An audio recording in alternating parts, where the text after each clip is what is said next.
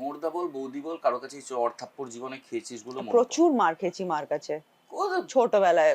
কিন্তু তোর সব মার একদিকে, রাজকাহিনীর মার একদিকে। ও প্লিজ প্লিজ, ওই মার তো জীবনে ওটা খাস না, কোনোদিন না। ওটা তো আর আমি খেতেও চাই না। কটা চড় ছিল এক্স্যাক্টলি সব মিলিয়ে খেয়েছিলিস?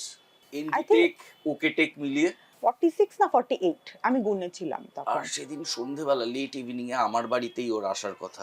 না, আমরা সিনেমা দেখতে যাচ্ছিলাম সেদিনকে। ওই কি সিনেমা? পিকে দেখতে যাচ্ছি।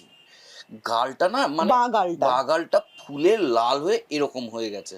না, দ্যাট ইজ বিকজ সৃজিতা ঋতুদিকে বললো ঋতু প্রত্যেকটা চড় যেন সত্যি হয়। আমি ভাবছি এতবার চড় খেতে হবে মানে, আচ্ছা ঠিক আছে ঠিক হবে। হ্যাঁ, তাহলে এই অ্যাঙ্গেল থেকে 3টে, ওই অ্যাঙ্গেল থেকে 6টা, টপ অ্যাঙ্গেল থেকে 5টা। লাস্টে যখন ওই সময়টা আসে না, যখন ঋতুদি মেরেই যাচ্ছে হ্যাঁ, তারপরে চেঁচাবো, আমাকে সৃজিতদা বললো 14টা খাওয়ার পর চেঁচাস। তো সেইটা যখন 12টা চড় হয় আমি আর পারিনি, আমি তখন চেঁচিয়েছিলাম।